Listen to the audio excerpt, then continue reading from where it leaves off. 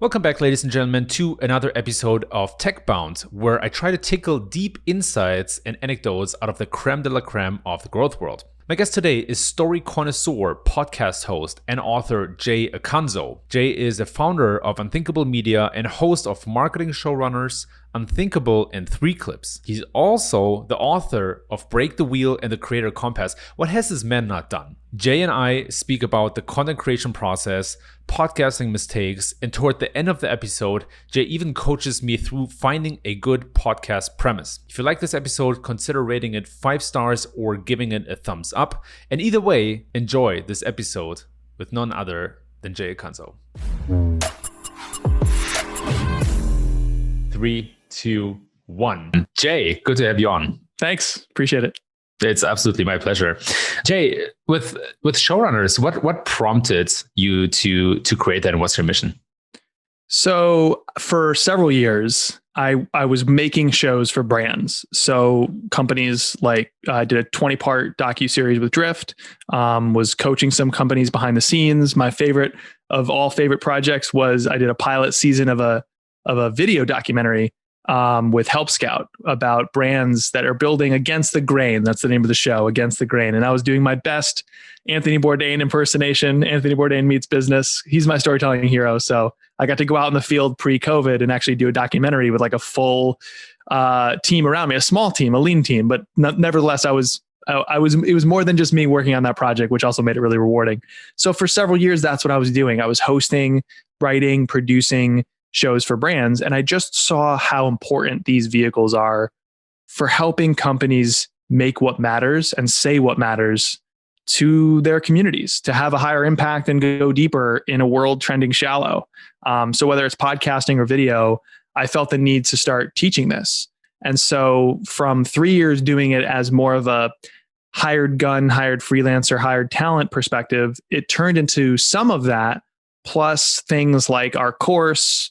We have 8-week intensives, like online workshops with folks, and I'm heavily involved live there in a way I'm not in the course. And then we have a podcast, 3 Clips, which actually we bring on other podcasters and they bring us inside their process, which is fascinating. And I love it. It's like the nerdiest, most meta thing I've ever done, a podcast about podcasting, but I kind of liken it to Song Exploder meets inside the actor's studio for podcasters, if that makes sense. So yeah, I'm having a blast. And the mission is very simple. I want to help more creators find their voices and make what matters. And I think, hosting a podcast, having to show up consistently, having to try and figure out the parts and pieces that make a show an actual legitimate show, or the same in video, that forces you to find and share your voice. And that leads to so often making something that truly deeply matters, as opposed to yet another blog post of like 75 influencers on 2021 predictions or 600 tips and tricks for how to do some tactic that matters a little bit. Like there's enough of that in the world. So we can do things that matter more and that are more ambitious. So that's the stuff I want to do. And I want to teach people how to do it too. And that really reflects in your content. I have to say, I read pretty much all the blog posts that you guys write on marketing Showrunners. Thank you. I appreciate that. It's not something that I can say about a lot of sites, to be honest. But one thing that truly comes across is that it doesn't feel in any way optimized or artificial. And I say that as an SEO, but it really always hits problems or thoughts that I have. So one example, you mentioned something about building anticipation in an interview and kind of opening all these loops and having good openings just in general. And it's I actually never looked if people search for that on Google, but even just from an interest perspective, it's such helpful content. It was so tactical and actionable. How do you come up with these topics and how do you create content? First of all, thank you for reading us. It's interesting that you're saying that. We're kind of evolving our blog strategy at the moment. So it's interesting as a data point, let's say. But how do we come up with it? I mean, I feel like the best marketing today is about participation, not promotion. And so I find it very difficult to not be part of the community, doing what the community is doing all the time, to also then effectively write things that they care about. So for example, I could never go work for a company that sells, I don't know, financial technologies, because I'm not like super interested in the stock market and the financial markets. Like it just doesn't interest me. I don't spend time there authentically, but I like to make podcasts. I like to think about story structure and story technique.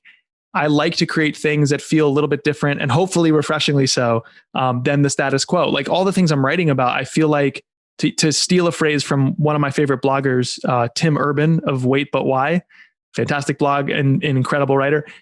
I was fortunate to interview him and a couple of times get to talk to him for my book. And he has this awesome phrase, I write for a stadium of Tims. So I'm writing for a stadium of me. You might not share the same sensibilities in terms of humor or personal interests, but in terms of where you're trying to go and the belief system you have, especially as it applies to content creation and content marketing, I am thinking about writing stuff that lights me up.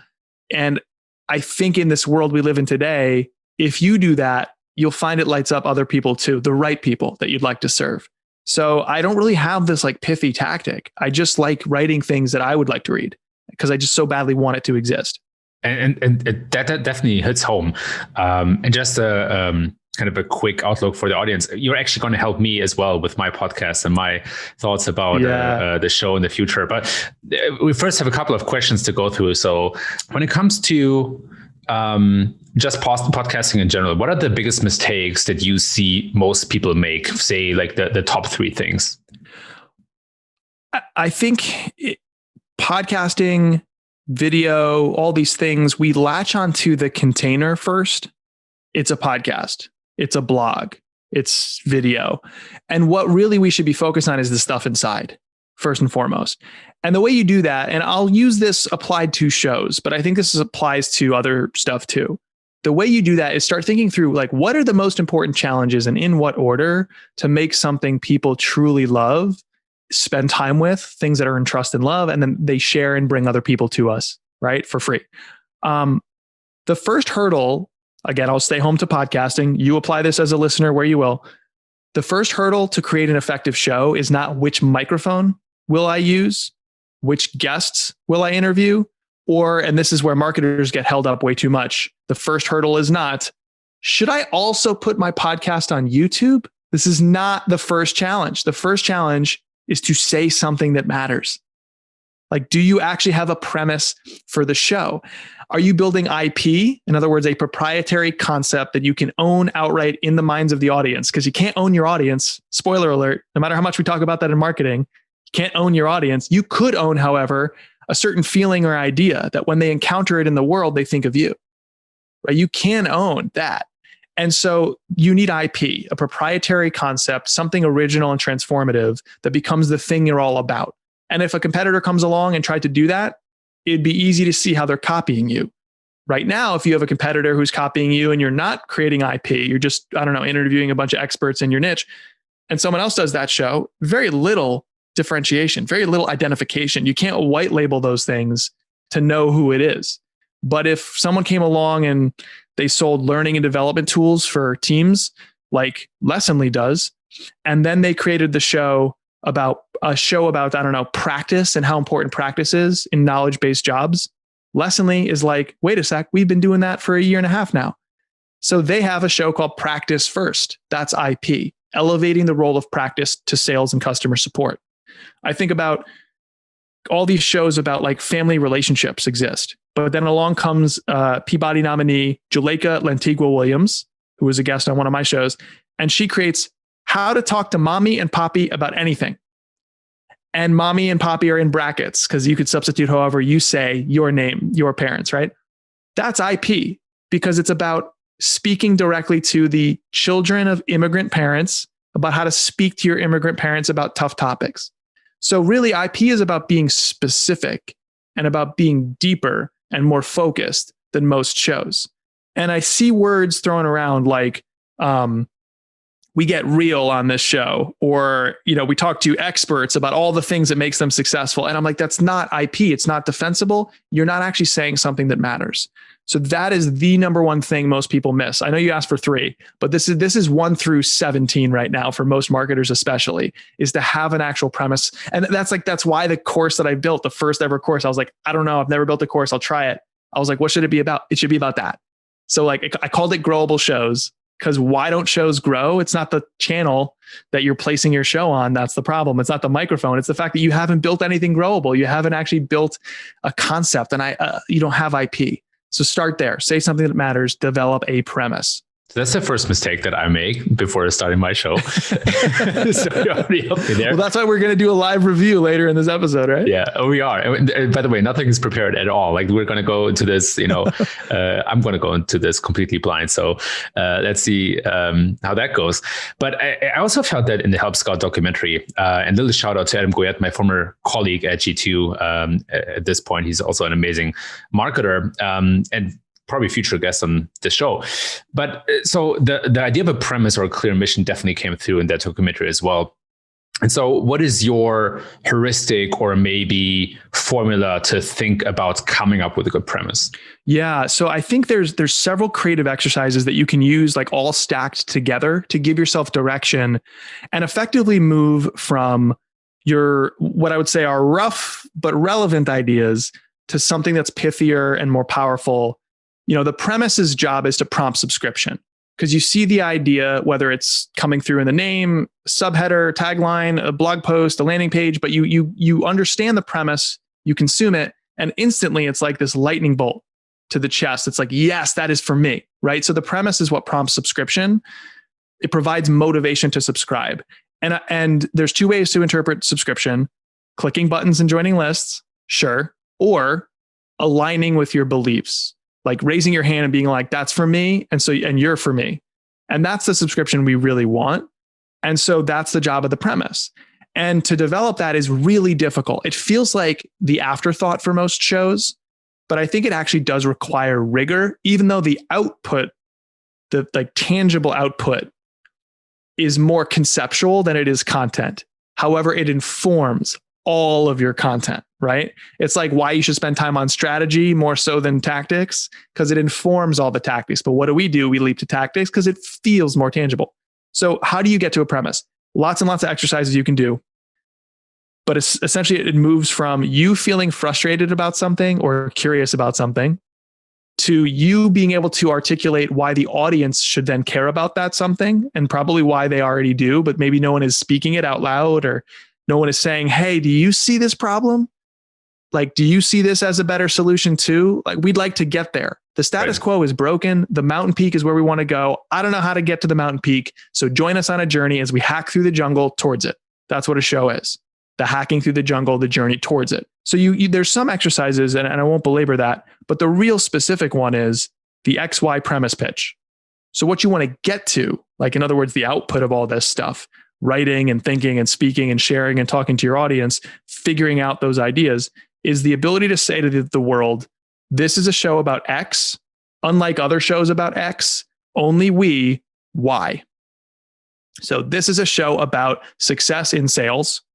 Unlike other shows about success in sales, only we seek to elevate the role of practice in our workplace. And how do we do that? Well, we go on a journey to understand how world-class performers practice. We're not going to talk about the career of the Olympian. We're going to talk about the practice routine of the Olympian. That's Practice First from Lessonly, right? They have actual IP. So that's what you want to get to. That's a little heuristic. The XY premise pitch. This is a show about X. Unlike other shows about X, only we Y. This is a show about topics. Unlike other shows about the same topics or other content about it, only we have this hook. That's very similar to the classic positioning statement, right? So it's almost like a positioning exercise in that regards. And what I like about that is that it helps you say yes to certain things, but also no to many other things. Yeah. And it reminds me a little bit on Seth Godin's who's it for and who is it not for, right? Like a very narrow definition of your audience. Right. There's the three classic questions in design thinking, which is, you're designing an experience, you're designing a project for your audience. Who is it for? What is it for? How will we know if it's working? And like, you absolutely, I think a very simple exercise for everybody making a show right now, we're really making anything serialized. A newsletter is another good example. It's just how specific can you be while still resonating deeply with the audience? Because that's really what you want to do. It's not like your website where it's everything about you or everything you could cover goes on your domain. That's not what the show is, but it's what it becomes in many brands' instances. It's like, this is a show about generically these topics. And sometimes we talk about this subtopic and sometimes that subtopic, and sometimes it's inspirational and sometimes it's just a list of steps.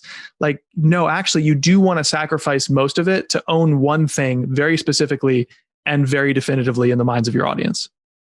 And it's weird how that works sometimes, because by shaping out a profile, all of a sudden you sometimes even become attractive for people you didn't immediately target. So it just gives you character. And a reason for why I'm so interested and excited about this conversation about podcasts is because one belief that I have is that this actually perfectly also translates to thought leadership content that's written.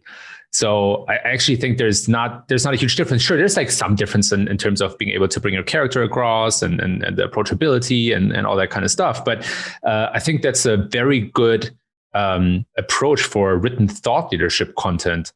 In your work with brands, besides the premise or besides helping them find the right premise, would you say that the premise should always be very connected to the mission of the company, or could it be completely apart? Well, it's what are you trying to change or what are you trying to own in terms of an idea or a concept? And so I think the mission is a great place to start. One of the things I love doing most in the video content I've been doing, some of it went to the course and some of it I'll publish publicly, but I was doing these like live, for lack of a better phrase, I called it a speed round, like a premise development speed round, where I would go to a brand's website, having not done it before, and record myself doing this and try to see, can I come up with the premise for a show that feels like it would prompt subscription based on what I see publicly? And so often I'd be like, homepage, maybe this word over here. Product page, nothing really to go on here. Social media, it's kind of a mess of a mess. About page, money. The about page of mission-driven companies especially, but most, like, there's some phrase or even the whole damn thing usually is rife with something to turn into a show.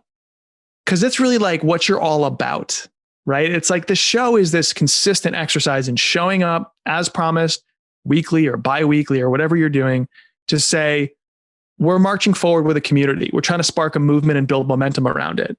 And it's not necessarily just we're teaching the tactics, if you're B2B, of this craft, because everyone does that. It's your belief system manifest, and it manifests consistently over time. Where does that belief system live on most corporate websites is the about page. So I found myself there more often. And it was, inside the video and the course that I'm thinking of, I did HubSpot, Lessonly, Ninja RMM, La Coulombe Coffee, and bookshop.org. I think there's a couple others, but I found myself so not surprised by that, but dismayed by that, where the about page had all this copywriting, which to your point, Kevin, could influence their blog, their social, their homepage. Like it should have spilled everywhere else. And a very specific example to bring this home was with HubSpot. They have what looks like a decently successful podcast in the Growth Show. But the Growth Show generically talks to people about growth stuff. There's plenty of shows like that. The benefit that HubSpot has is basically their hook. It's not the stuff about growth. The hook for that show is HubSpot has a show. And enough people like HubSpot and pay attention to them that people go, oh, cool, I'll listen to it. So what this does is it sends us a false positive your way, because it's like if you launched a show in the feed of This American Life, you would get a lot of people listening to it. But I think what you really want is a small number of people reacting in big ways, in a way that you didn't expect, as signal that you've found something. So if you go to HubSpot's like homepage or about page, they talk about growing better. And they have very strong language about it. And the Growth Show, instead of just interview after interview or idea after idea about how one grows, it should be a journey to uncover how in today's society and modern business world does a business grow better. And they should say, we don't have the answers, but we're on the hunt for it. And every episode is us taking another swing at the jungle between us and the peak we're marching towards. Join us as we try to figure out what it takes to grow better. That's such a stronger call to action than join us to find out how the best businesses today grow better. Grow. Because that's every show about growth. So you want to have that specificity. Maybe I should steal that. It's up for the taking if you're all about that. Yeah, it's there. They have not done it. I'm kidding, or am I? Yeah, I wholeheartedly agree with that. And in all seriousness, if I was a company and I know my set of competitors, and I'm thinking about a podcast that aligns with my mission, but also supposed to stand out, I could technically go to their about pages and see what their mission is and see how I can carve out my niche, right? Yeah. Yeah. And there, some of the competition, the examinations of your competition can also tip too far, right? Because I think you can start to react to everybody else. And, I was in my first Clubhouse club last night. We were talking about podcasting, and I was like, basically someone was like hosting a panel, and we were chatting about podcasting, and somebody came on from the audience. They did a Q&A section, and they asked us, should I be on Clubhouse? I'm worried about Clubhouse. Will it replace podcasting? Joe Budden on his podcast said Clubhouse is the enemy. Like, oh my God, Clubhouse. And it was like, I don't think architects were super concerned about wrenches replacing hammers. That's a poor example. I'm not much of a builder, if you can tell. But like, these are just tools. They're all just tools. And so like, what are you trying to build? And most people don't know. And so what they think they're doing, and I think this actually bifurcates marketing into two different groups. You can be an arbitrage marketer, or you can be an affinity marketer. And an arbitrage marketer has to say, I got to be on Clubhouse early. I got to get in when it's cheap, when my shouting at the world actually brings me some attention, and I'm going to leave as soon as you have to be good at this. Whereas an affinity-based marketer is like, these wonderful tools exist. There's so many of them, and more come on the market all the time. And I can decide who I'm for, what it's for, and how I'll know it's working. And I can use any of these tools to get there. And if I don't know, I can experiment. But typically knowing the answers to those questions tells me what tools I should use. And the affinity marketer gets to hold their position and be firm in what they own and what they're building. Because these people can build massive brands on the back of print. They can build massive brands on the back of audio, of video. Like, the channel to them doesn't actually matter. And they're not paranoid that their podcast is going to go away the moment something like Clubhouse comes along, because they're building based on affinity. So people are like, yeah, I know Clubhouse exists, and sure, I'm over there, but I'm still going to listen to Kevin's pod because that's my favorite show. Right. And so if that's not your goal, be their favorite. What is your goal?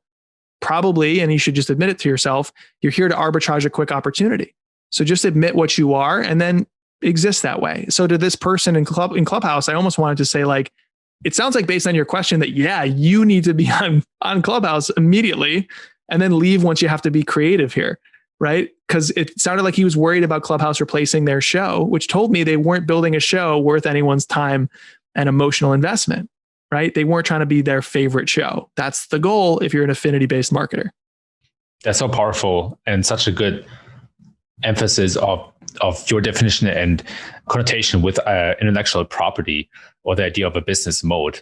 And that's a very good segue into my next question, which is, how much does personality influence that? I think my understanding, my kind of ignorant beginner's understanding is that personality definitely has a big impact. But how much does it have an impact? Can somebody with a great personality make a great show about almost anything? Or are there ways to maybe brush up your personality a little bit, or maybe even mistakes to avoid?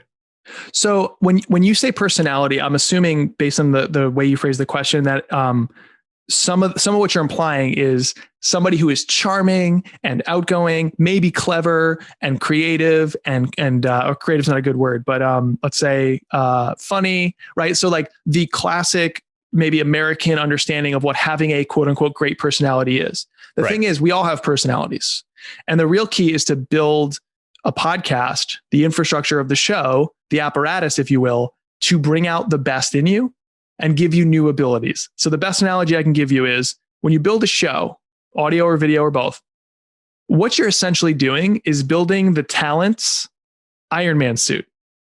Like Tony Stark, charming, very rich. You send him out to battle, however, and he's getting whacked. But once he steps into the Iron Man suit, he knows he has all these parts and pieces built uniquely to accentuate his best and give him superpowers he didn't have before. That's what a show should be when you actually develop it. But most shows are not developed. So most people are stepping into a type of show, let's say the monologue, the co-hosted show, the chat cast, or the interview show. They're stepping into these obvious common types of shows, these obvious vehicles or suits, if you will, that are actually built for personalities different than them. I won't say better, different than them. Because if you're just purely curious, but you're subdued, maybe you need to go make a show that is more like James Andrew Miller. Origins is the name of his show. He appears very rarely, and it's all about the answers the guests give. But if you're really excitable, maybe it's more like a chat cast or something. So a show just combines that personality, or what you can call talent, with two other things: the premise, which we've touched on, and then the format, which is the structuring of the episode, the plan you have for the typical episode. In the TV world, they call it a rundown. And when you have a premise and you have a rundown, you can mold that to who your host will be. So I think what you need to do, Kevin, is bring out the best in your personality and construct the show to do that, leaning into who you are more so and not trying to be someone else. And to do that, you actually have to develop the format and the premise. So you have to be in the show development business, not the say charm business. Very helpful. Very helpful. And I want to fast forward a little bit, where I think right now we spoke a lot about the beginnings of a show, or maybe even the pre-production before you even launch the show, the things that you should take into consideration. But I'm also curious, what does it look like when you have an established podcast that has maybe already run for, say, 2 to 3 years, has built a sizable audience, and is now looking for the next way to increase that audience, grow that audience, engage better with the audience, almost comparable to like how would you grow a company that's already has matured? How do you think about that? I think about trying to avoid the need for big pivots first, right? Trying to constantly reinvent in the minutia, in the tiny, in the micro. That really does matter. That's why a rundown is so important, because you can actually reinvent with purpose. You can see, B block is this thing that we do, or, hey, we have a lightning round at the end, and everyone has a lightning round, and we're really not doing anything to send people away feeling inspired. So maybe they forget about us, or maybe they don't feel like compelled to tell their friends about the show. So we're not growing through word of mouth. So let's rip out the last block, the lightning round. Let's change it to the rally cry. How do we come up with something pithy and insightful, maybe scored with music that really gets people feeling motivated, not only because they'll remember us and come back, but they'll share the show, right? So I wouldn't know to do that if I didn't know what the last block was actually for. So rundowns actually let you reinvent in the micro all the time, which is important. So that's one thing, is you need to avoid that pivot.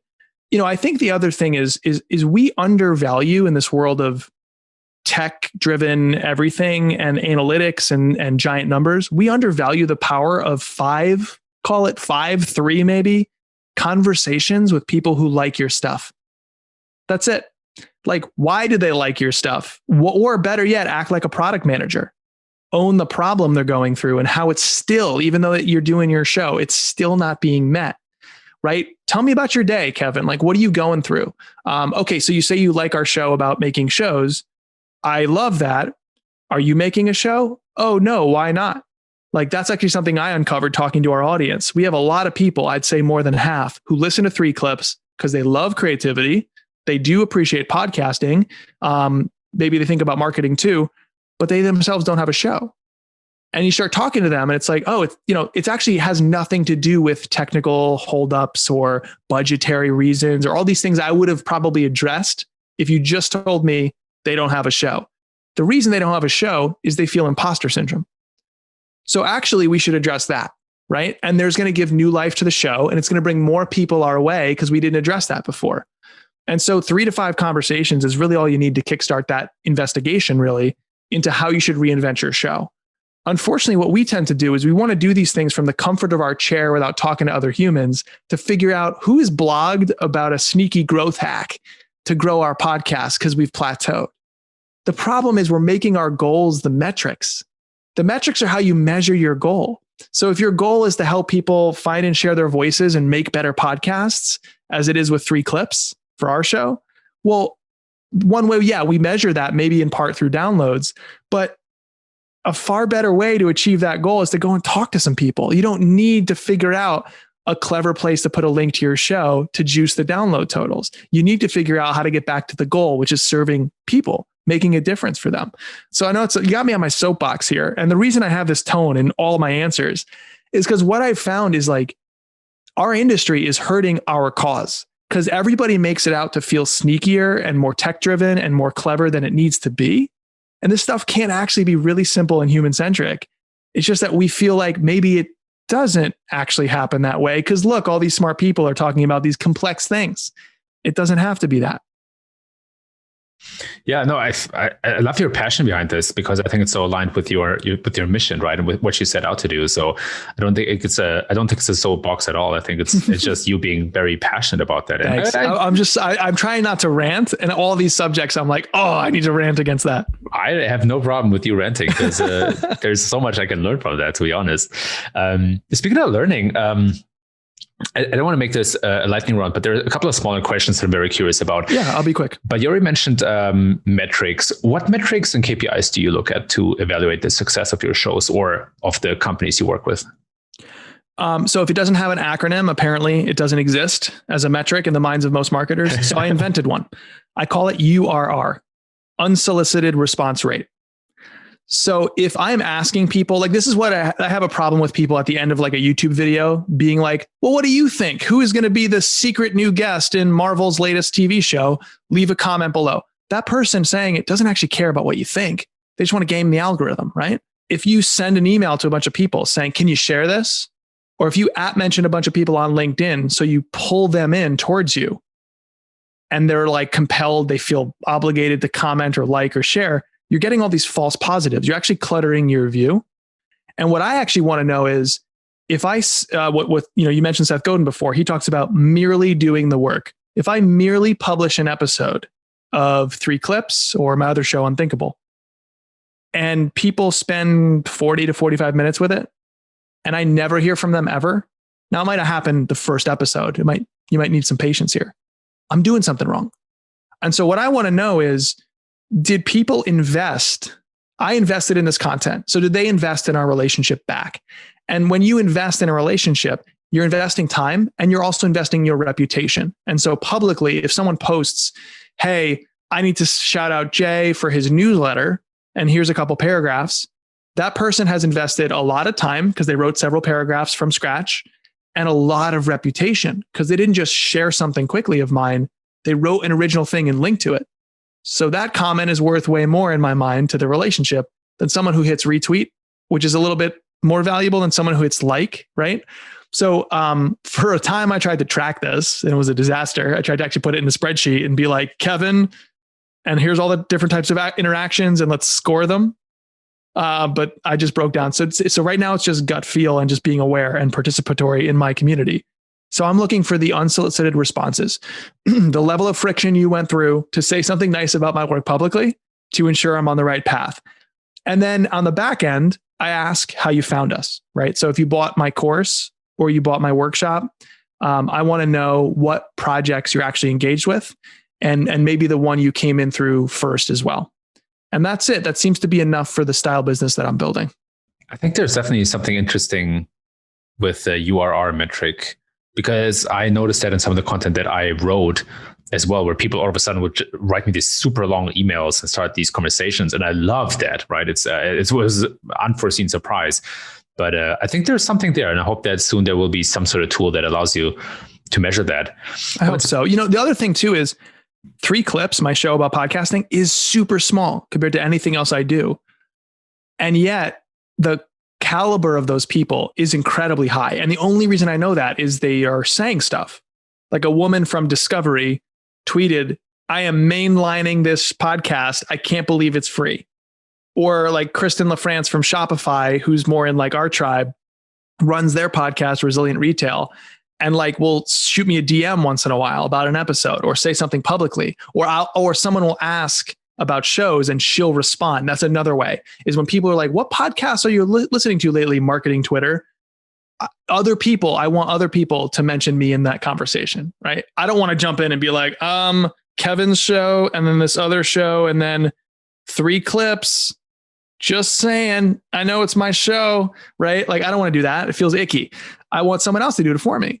And that signal that if they're doing that, who are they? I can look at, but also it's unsolicited responses. So it has like if I were able to track this, I am confident the dollars being driven per subscriber to the show is way higher than some other shows that have a high download count, but they're really not able to turn that into revenue. So that's what I'm going for with like that show. It's premium level, super engaged, and prone to act. But you hinted at a very important and interesting point, which is that we don't have the tools today to track that kind of engagement or unsolicited promotion or acceleration.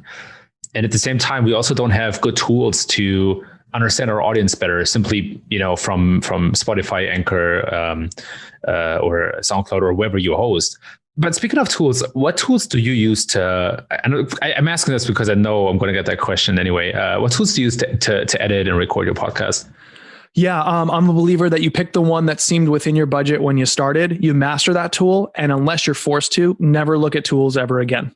Like, unless it's like you're using like super old school technology and it's like you literally have no functionality anymore because you just clung to it forever. So I haven't looked into, say, all these awesome podcast software that I know exists. I haven't looked at, because when I started, I was like, I had $0. GarageBand is free. I'll use GarageBand. And for some audio files, that's a bit like saying to a designer, I design in PowerPoint. And so, but it works for me. And if you listen to my shows, I feel like no one notices. No one can. I could be Pro Tools. It could be Descript. It could be GarageBand. So I record into GarageBand. The tech stack I use is the same as when I started my first podcast for the venture capital firm NextView, where I worked for a few years. When I was there at NextView, I had a small budget to buy some tech. So I got a Shure SM58 mic, making sure to get both the windscreen and the pop filter because I'm a very breathy, loud talker. I plug it, I run it through an Alesis Multimix 4, which is a little bit too much power than I even really need. I could go to a USB directly, but I like the controls with the gain. It's really helpful for recording video. I can move my mic back and sit at a distance and control the sensitivity of my mic better than if it's just through to USB. So I run the Alesis Multimix into my laptop, and then I record through GarageBand if it's voiceover, and all my editing happens there anyway, and Squadcast if it's a guest, because I love seeing on video who they are. My advice to everybody out there is to avoid Zoom and Skype and anything that's voice over IP, because you get more hiccups and you also aren't able to separate the voice tracks. Squadcast, Zencaster, Riverside, these tools record locally for each guest and then sync to your Dropbox or wherever when you're finished. So you get 2 separate tracks, which is an editor's dream. And you also avoid any hiccups. So if your internet is weird, all these problems, I laughed and now all of a sudden it's garbled. And so the edit is messed up. That's avoided with tools meant specifically for high quality audio and not like video with an audio component. Yeah, thanks for entertaining me there. Yeah. And the last question that I have before we jump into the coaching round, also something that you alluded to before, and that's the podcast that you listen to. So, question back to you: what do you listen to on a regular basis, but also what do you find very creative and interesting, and what stands out in your mind? For sure. Because I listen to so many shows for 3 clips, I'm constantly discovering new shows. So if you want to know what I'm listening to, it's probably whatever episodes have recently come out of 3 clips, because I'm having to dive into those shows to deconstruct them with the hosts or the producers when they come onto the program. So my listening habits are being warped by my work a little bit. But shows I listen to just to escape: Radiolab. I've been a fan of theirs for a long, long time. I recently got back into The Moment from Brian Koppelman, deeper conversations about creativity. I really like Mike Birbiglia, the comedian. So I listened to Working It Out, which is his show about working out comedic material. I'm a huge Scrubs fan. That's a fun fact about me. One of my favorite shows ever. So I love the Rewatch podcast, Fake Doctors, Real Friends, with 2 of the stars. Although they're starting to get away from the actual show Rewatch, which I don't love as much. I think that's a good amount. I appreciate what Seth Godin is doing with Akimbo. I think it's interesting to hear how he turns his style into a podcast, because it's very atypical for most podcasts. And I don't think I've mentioned Reply All or Binge Mode, but those are 2 that I never miss an episode. So Reply All, very narrative style show about the internet. Great research. I can't believe where they find these stories. It's like an amazing production that they have over there. So I love Reply All from Gimlet. And then Binge Mode from The Ringer. They're currently doing the Marvel movies. They're hysterical. They're also respectful of the creative craft, which I appreciate. So I love those shows too. Yeah, and I'm all with you when it comes to Scrubs, one of my favorite childhood shows. Nice. Zach Braff's so good. But thanks for entertaining that. I really appreciate it. And thanks for even offering this kind of type of coaching, or helping me kind of find a slight pivot for my show. So just to give a bit of context, I set out to start TechBound, which is what the show's called, as an extension to my newsletter.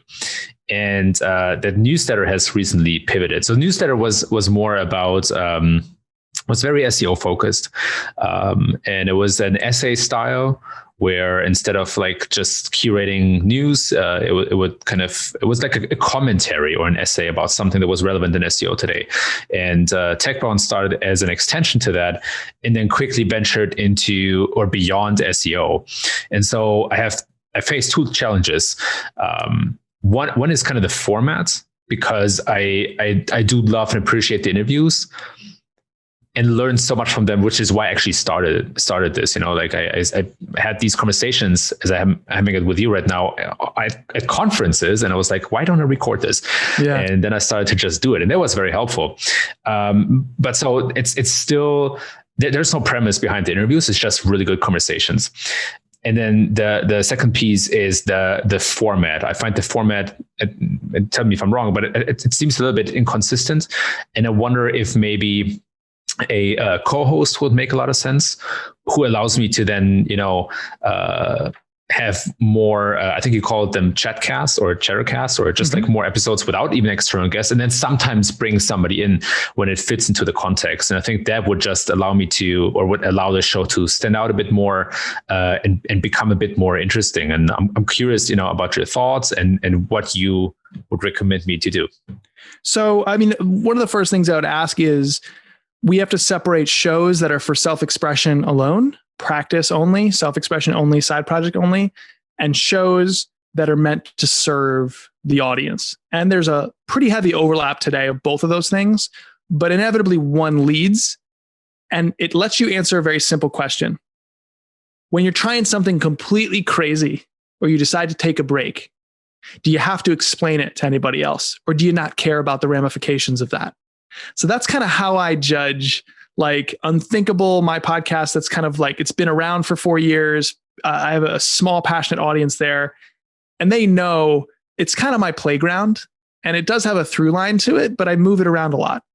And so I don't really feel the need to like apologize if I go away, or, hey, I'm going to try something crazy today and it might not work, because they know the whole show is me saying, basically implied, it might not work.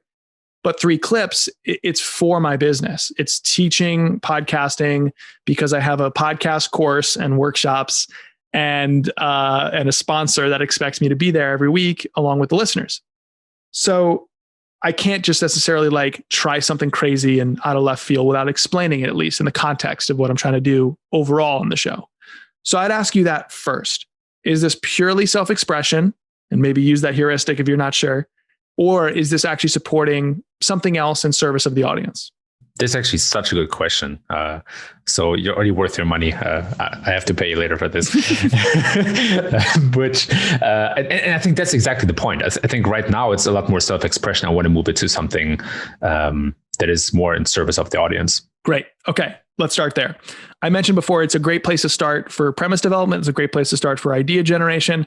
Your frustration on behalf of the audience you're trying to serve. So thinking about the industry and thinking about, it could be tech, it could be SEOs. I'm not sure exactly who you're trying to serve at the show. When you think about that, first is the premise, then is the format. Because otherwise you're formatting something without knowing why you're formatting it that way. And so it becomes the most interesting general show out there. Like, that's fine, but it's not as powerful as the premise. And the way we explore that premise is we have these 5 segments, or we tell stories, but the stories have a structure you can't see as the listener, but I know it's there. So let's start there. Premise. What are you actually frustrated about? Like, what would you like to explore more deeply that you think is underexplored? So the focus point is more growth, in the sense of growth marketing. And I'm saying that because an experience that I made is that SEO is not what it used to be. And I think that SEO moves more towards a growth model, where you, instead of saying I have this blueprint of what an SEO strategy should look like, you have a set of assumptions and you test them with a scientific method. I think that's a big pivotal shift that is not, that a lot of people feel, but is not explicit right now. And that brings a whole new set of challenges and tools and mindsets. But at the same time, the goal is not just to target SEOs. The goal is to target anybody who is working on growth in the constraints of product and marketing, right? So basically growth in the kind of traditional sense. And so the big challenge or the big problem is basically uncertainty, which is also a core staple of SEO. But the problem is the following: is we have good assumptions. We don't know if this is going to work. So we're going to use the scientific method to figure out the truth.